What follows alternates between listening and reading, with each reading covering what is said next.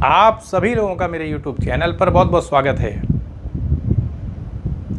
क्या वेदांत दर्शन बौद्ध दर्शन से श्रेष्ठ है या बौद्ध दर्शन वेदांत दर्शन से उच्च कोटि का विचार प्रस्तुत करता है, या दोनों ही दर्शन अलग अलग ढंग से अपने तर्कों तथ्यों के आधार पर अपनी बात को रखने का प्रयास करते हैं? तो तुलनात्मक रूप से हम देख लेते हैं कि स्थिति क्या दिखाई पड़ती है। पहले हम बौद्ध दर्शन के चिंतन को देख लेते हैं, उसके बाद हम वेदांत दर्शन को देखेंगे। जब हम वेदांत दर्शन को देखेंगे तो बौद्ध दर्शन के अंतर्गत जितनी बातें हमने देखी होंगी, तो जब हम वेदांत दर्शन पे आएंगे अद्वैत वेदांत के अंतर्गत, तब हम देखेंगे कि जो बातें प्रस्तुत की गई हैं उसको काटना संभव नहीं होगा।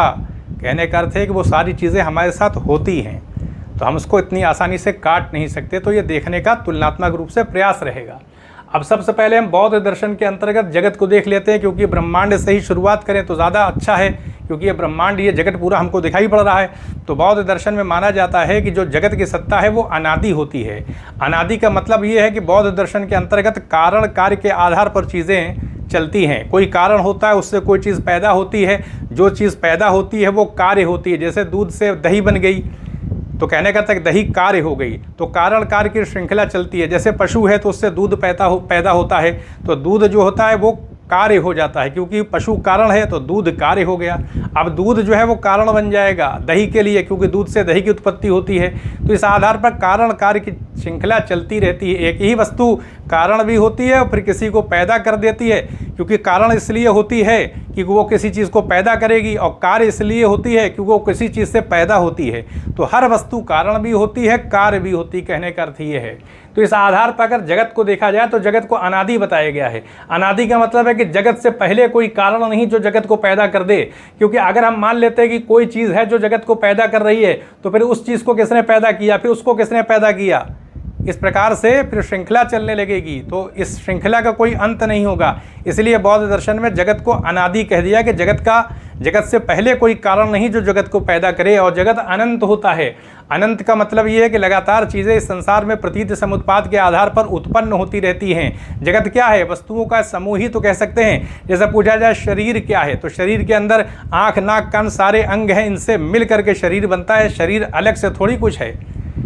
तो इस आधार पर कहा जा सकता है कि जगत क्या है? वस्तुओं का संघात। अब कह सकते हैं वस्तुओं का सामूहिक रूप ही जगत है। जगत की सत्ता जो है वो, जगत क्योंकि अनंत होता है इसलिए कि प्रतीत समुत्पाद उत्पाद के आधार पर वस्तुओं का जन्म होता है। जन्म मरण की प्रक्रिया, जन्म और नाश, ये प्रक्रिया चलती रहती है। जब तक निर्माण नहीं हो जाएगा तब तक जगत की सत्ता रहेगी। जब सबको निर्माण मिल जाएगा जगत समाप्त हो जाएगा। कहने का अर्थ है कि जगत की सत्ता जो है वो जब तक निर्माण लोगों को प्राप्त नहीं हो जाता है तब तक रहेगी, क्योंकि वस्तुओं की उत्पत्ति तो दिखाई पड़ती रहेगी, प्रतीत समुत्पाद की प्रक्रिया चलती रहेगी। वो निर्माण के बाद ही चीज़ें शांत हो पाती हैं। तो ये हमने देख लिया कि जगत क्या है? वस्तुओं का एक समूह है, और जगत का कोई कारण नहीं। जगत अनंत होता है। अनंत इसलिए होता है क्योंकि निर्माण जब तक नहीं उपलब्ध होगा तब तक वस्तुओं का जन्म होता रहेगा और वस्तुएं नष्ट होती रहेंगी। तो ये हमने देख लिया। अब वस्तुओं के बारे में देखें तो वस्तुएं भी कारण कार्य जन्म से पैदा हैं।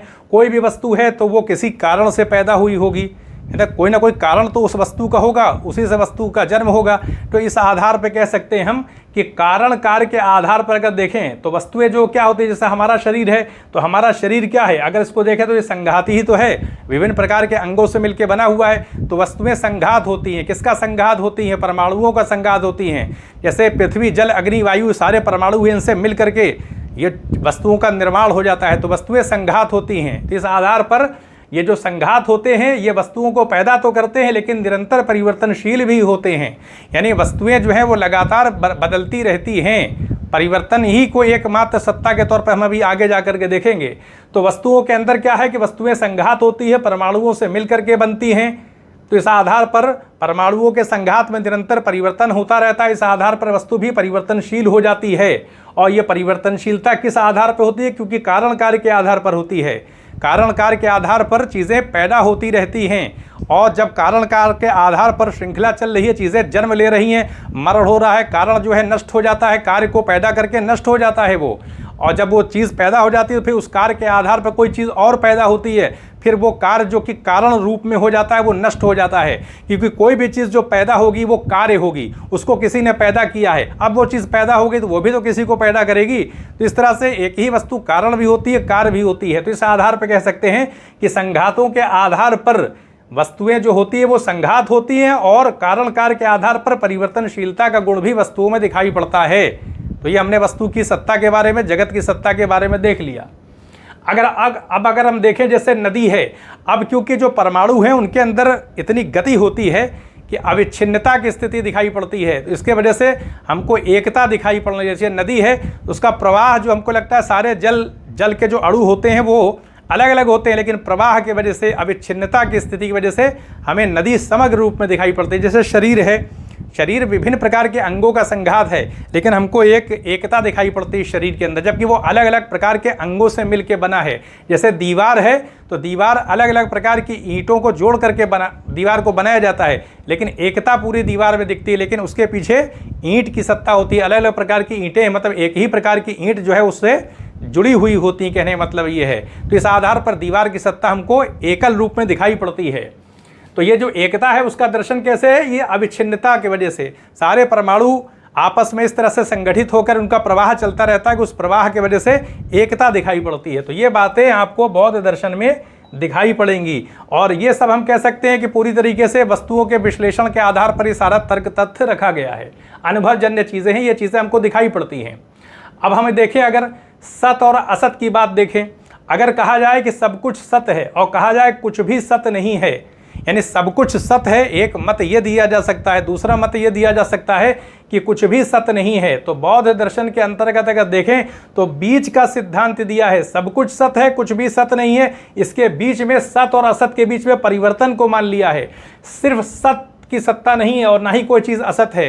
सत्य और असत के बीच में परिवर्तन, यानी वस्तु जो है वो उसका स्वरूप ऐसा है कि वो परिवर्तनशीलता का गुण रखे हुए है।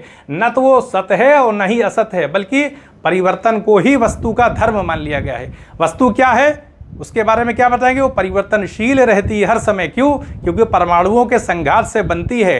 कारण कार्य के आधार पर वस्तु का निर्माण होता है, वस्तुएं नष्ट हो जाती हैं। तो ये प्रक्रिया चलती है। तो सत और असत के बीच में मध्यम मार्ग रखते हुए परिवर्तन को वस्तु के संबंध में स्वीकार कर लिया गया है।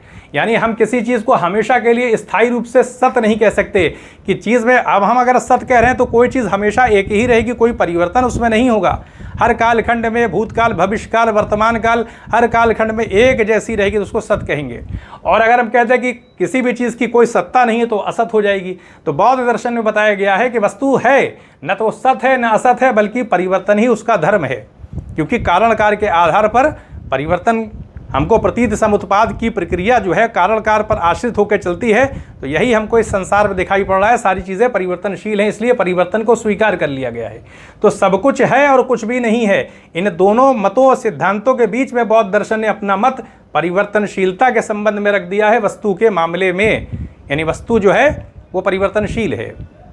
तो अब हम ये देख लें कि सत्ता के बारे में जो देखें, वस्तु है तो वस्तु की जो सत्ता दिखाई पड़ रही है वो किस प्रकार की दिखाई पड़ रही है? गतिमान दिखाई पड़ रही है, परिवर्तनशीलता है, निरंतर परिवर्तन हो रहा है, क्षणिक चीज़ें दिखाई पड़ रही हैं। यानी चीज़ों का निरंतर जन्म हो रहा है और चीज़ें नष्ट हो रही हैं। कारण कार्य की श्रृंखला इतनी तेज़ी से चल रही है कि कारण कार्य को जन्म दे करके नष्ट हो जाता है, फिर वो जो कार्य पैदा हो जाता है वो कारण बन जाता है किसी चीज़ को जन्म देने के कारण, फिर वो भी नष्ट हो जाता है। ये प्रक्रिया बड़ी त्वरा के साथ चल रही है, बड़ी तेज़ी के साथ चल रही है। इसमें अविच्छिन्नता रहती है, जिसके वजह से हमको एकता का आभास हो जाता है, ये बताया जा रहा है। तो ये हमने देख लिया कि सत्ता अगर किसी वस्तु को देखें तो किस प्रकार की है? गतिमान है सत्ता वस्तु के संबंध में। और जिस वजह से, क्योंकि प्रतीत उत्पाद के आधार पर वस्तु का जन्म हो रहा है, वस्तु अपना स्वभाव नहीं रख रही, इसलिए निस्वभाव हो जाएगी, क्योंकि उसका जन्म किसी कारण से हो रहा है। तो ऐसे में उसके गुणधर्म दूसरी वस्तु पर आधारित हो जा रहे हैं, इसलिए वस्तु का अपना कोई स्वभाव निश्चित नहीं हो पाता, इसलिए वस्तु निस्वभाव हो जाती है। ये हमने बौद्ध दर्शन के अंदर इन बातों को देख लिया। अब हम आगे चलते हैं थोड़ा। अब देखिए, प्रतीत समुत्पाद के आधार पर देख लेते हैं चीज़ों को, तब हम अद्वैत वेदांत पर आएंगे। तो यहाँ बताया जाए प्रत्यय, यानी प्रत्यय को कारण बता दिया गया है। प्रतीत समुत्पाद का मतलब है कि प्रत्ययों से चीज़ों की, यानी वस्तुओं की उत्पत्ति होती है। और ऐसा भी कहा गया प्रतीत माने अपेक्षा रख करके, समुत्पाद माने उत्पत्ति, क्योंकि अपेक्षा रखने का मतलब है कि दही की उत्पत्ति किस चीज़ से होगी, उसको किसकी अपेक्षा है, उसको दूध की अपेक्षा, बिना दूध के दही नहीं बन सकती। घड़े को किस चीज़ की अपेक्षा है, क्या होना चाहिए तब घड़ा बनेगा, मिट्टी होनी चाहिए या कोई धातु हो तब वो घड़ा बनेगा, तो कुछ होगा तभी किसी चीज़ का निर्माण होगा। तो बताया जा रहा है कि प्रत्ययों से उत्पत्ति होती है, यानी कारण से, प्रत्यय माने कारण, प्रतीत समुत्पाद का मतलब है कोई कारण होगा, वो किसी कार्य को पैदा करेगा, और जब वो कार्य की उत्पत्ति हो जाएगी तब वही कार्य कारण बनकर किसी चीज़ को पैदा करके नष्ट हो जाएगा। ये प्रक्रिया बड़ी तेज़ी से चलती है। तो ये बता दें, इस प्रकार से हम देखें तो वस्तुओं की उत्पत्ति के संबंध में, उनके नाश के संबंध में किस प्रकार की स्थिति दिखाई पड़ेगी, नाश हो रहा है, उत्पत्ति हो रही है, उत्पत्ति नाश, यानी ये चीज़ का क्रम हमको इस संसार में दिखाई पड़ेगा। चीज़ें जन्म लेती हैं, नष्ट हो जाती हैं, जन्म होता है, नष्ट हो जाती हैं चीज़ें, इस प्रकार की प्रक्रिया चल रही है।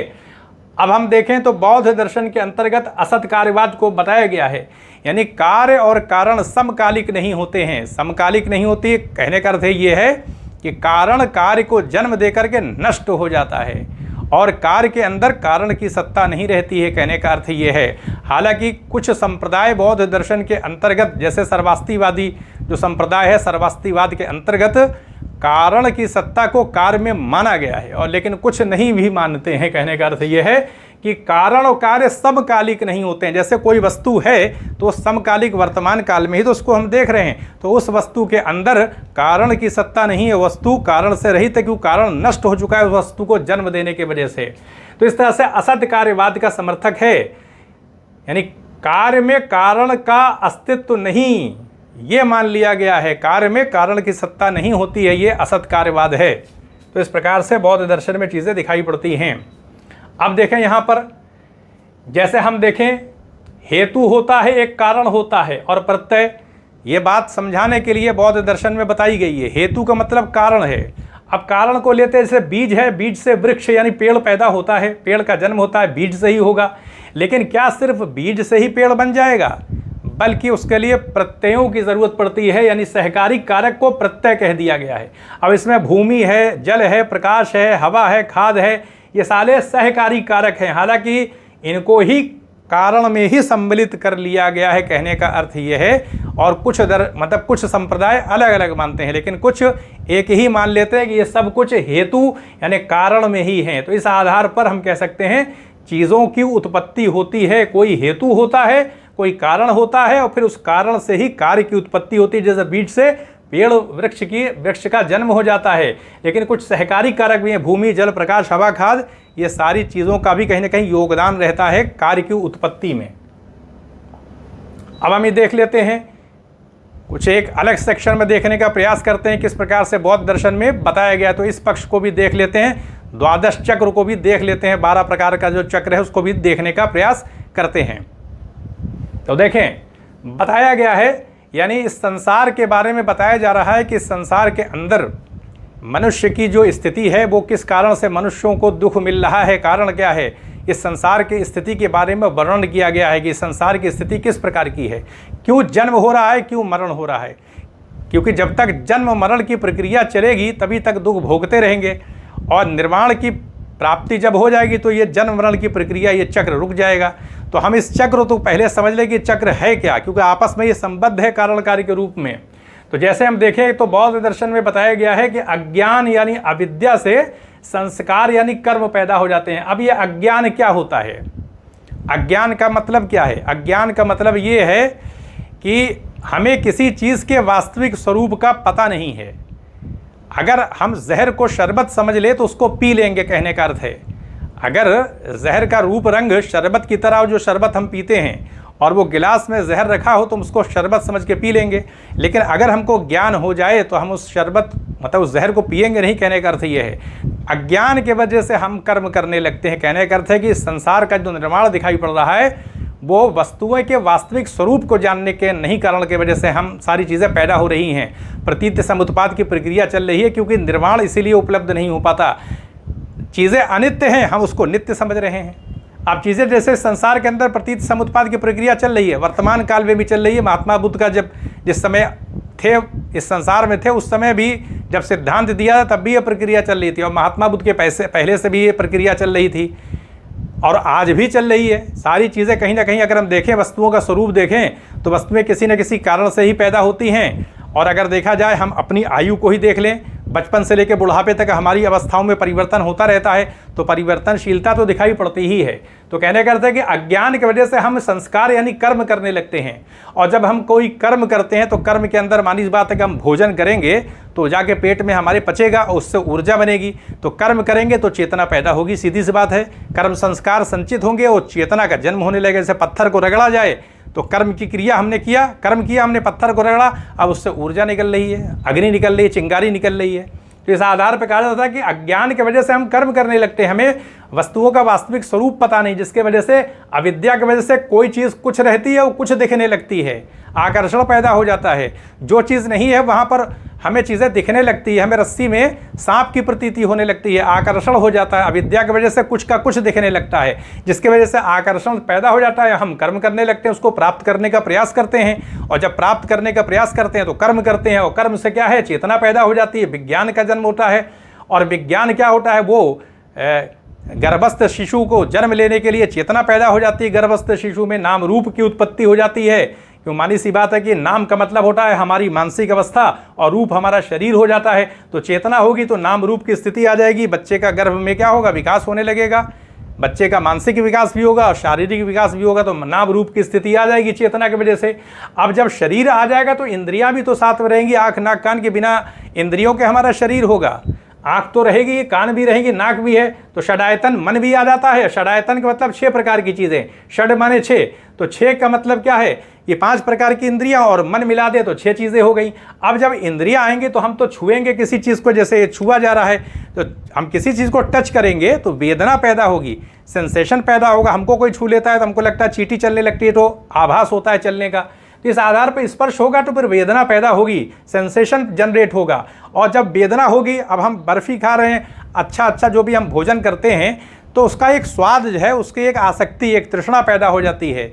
वेदना की वजह से तृष्णा पैदा हो जाती है, उनको भोजन अच्छा लगने लगता है, उसका संस्कार मन में एक आकर्षण पैदा हो जाता है, तो इसके वजह से तृष्णा पैदा हो जाती है। तृष्णा से क्या है कि लगातार क्लिंगिंग पैदा हो जाती है, उससे चिपकाव पैदा हो जाता है, लगाव पैदा हो जाता है। तो लगातार तृष्णा के वजह से हम उसको उपादान की स्थिति पहुंच जाते हैं, लगातार प्राप्त करने का प्रयास करते हैं उस चीज़ को, लगातार अच्छा भोजन करना चाहते हैं, या कोई विशिष्ट प्रकार का भोजन है बार बार वही करें, ऐसी भावना उपादान होती है, चिपकाव हो जाता है।